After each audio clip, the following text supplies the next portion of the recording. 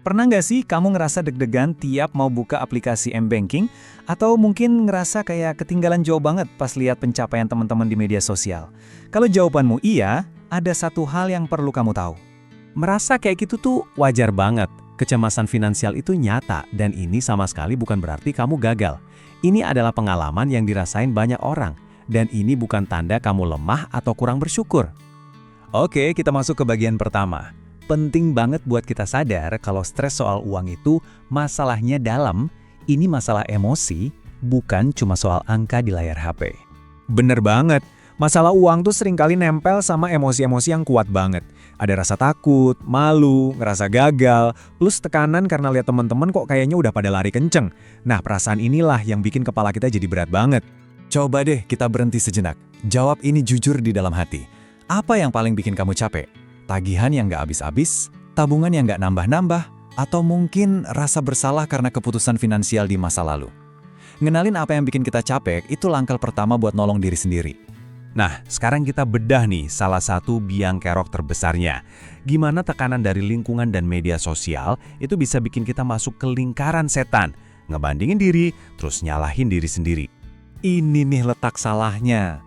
Kita itu ngelihat hidup kita sendiri 100% lengkap sama semua berantakannya, perjuangannya, dan kurang-kurangnya. Terus kita bandinginnya sama apa? Sama potongan-potongan kecil hidup orang lain yang udah diedit, udah dipoles biar kelihatan bagus. Kita kan nggak lihat perjuangan mereka di belakang layar, privilege yang mungkin mereka punya, atau cerita lengkap di balik foto liburan itu. Jelas perbandingan yang nggak adil. Ini pertanyaan yang mungkin nusuk, tapi penting banget. Coba pikirin deh. Marah-marah ke diri sendiri, nyalahin diri sendiri terus-terusan, emang pernah bikin saldo tabunganmu nambah? Hampir pasti jawabannya, enggak. Itu cuma buang-buang energi. Gini, nyesel sesekali itu bisa jadi alarm biar kita sadar itu benar. Tapi kalau kita berendam terus-terusan di dalam rasa bersalah, itu yang bahaya. Itu justru yang bikin kita nggak bisa maju. Energi kita habis buat ngelawan diri sendiri, bukan buat ngebangun lagi. Oke, cukup soal masalahnya. Sekarang kita masuk ke solusi konkret pertama yang bisa langsung kamu praktekin, yaitu mengubah cara kita ngomong ke diri sendiri di dalam kepala dari cerita kegagalan jadi cerita soal proses dan belajar. Ini tolong banget diingat ya, angka di rekening itu bukan label harga buat diri kamu. Banyak banget alasan valid kenapa tabungan seseorang segitu. Mungkin kamu harus bantu keluarga, mungkin kamu mulai dari titik yang lebih berat dari orang lain, itu semua nggak mengurangi nilai kamu sebagai manusia. Nah, coba deh lihat slide ini. Ini contoh praktisnya. Daripada bilang ke diri sendiri, aku gagal, coba ganti jadi aku lagi belajar caranya. Ganti, aku ketinggalan jauh dengan aku mulai dari tempatku sekarang.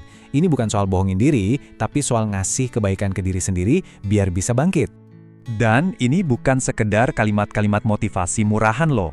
Ini adalah fondasi dari kesehatan mental finansial. Kepala yang lebih tenang, itu bisa bikin keputusan finansial yang lebih baik juga. Oke, lanjut ya. Sekarang, ayo kita ubah definisi sukses itu sendiri. Kita akan belajar untuk merayakan kemenangan-kemenangan kecil yang kita buat setiap hari. Bukan cuma nunggu momen-momen besar yang mungkin masih jauh. Coba lihat contoh-contoh di sini. Ini semua kemajuan yang nyata loh. Akhirnya berani buka M-Banking dan lihat angkanya, berhasil nahan diri nggak jajan impulsif, atau mulai nabung recehan buat dana darurat, itu semua kemenangan. Tolong hargai usaha kecilmu itu. Ini intinya, perubahan yang awet itu seringnya dibangun dari hal-hal kecil yang kita lakuin secara konsisten. Awalnya mungkin nggak kelihatan, tapi lama-lama dampaknya itu luar biasa. Coba ingat-ingat lagi, sebutin satu aja. Sekecil apapun itu, pasti ada. Mengakui kemajuan kecil ini bantu ngelatih otak kita buat ngelihat pertumbuhan, bukan cuma fokus ke kekurangan. Kita udah sampai di bagian penutup, pesan utamanya sebetulnya adalah ini. Ketenangan finansial yang sejati itu mulainya dari dalam diri kita, bukan dari kondisi luar yang harus serba sempurna. Ini nasihat yang sangat praktis dan bisa langsung kamu lakukan. Batasi asupan racun perbandingan. Sadari apa yang kamu lihat di media sosial. Kalau ada akun yang bikin kamu ngerasa minder, unfollow aja. Jaga pikiranmu baik-baik. Jadi, poin paling pentingnya adalah ini. Memaafkan diri sendiri atas kesalahan masa lalu itu bukan berarti kamu nyerah. Justru sebaliknya, itu adalah cara kamu ngisi bensin lagi biar punya tenaga untuk jalan ke depan. Memaafkan itu kekuatan. Simpelnya gini, udah ya, nyalahin dirinya. Energi yang biasa kamu pakai buat nyalahin diri, sekarang kita alihkan buat mulai ngebangun lagi. pelan-pelan dari sekarang. Biar ini semua nggak cuma jadi teori, ini ada alat bantu sederhana yang bisa kamu coba. Bikin aja jurnal singkat ini di notes HP atau di buku. Ini ngebantu kamu buat terapin semua yang kita omongin tadi ke kehidupan nyata kamu. Nah, sebelum kita selesai, coba renungkan pertanyaan ini. Kadang, titik balik dalam hidup kita itu bukan saat kita tiba-tiba dapat uang banyak, tapi saat hati kita akhirnya jadi lebih ringan untuk mulai melangkah lagi. Jadi, apa satu hal yang mau kamu lepaskan hari ini?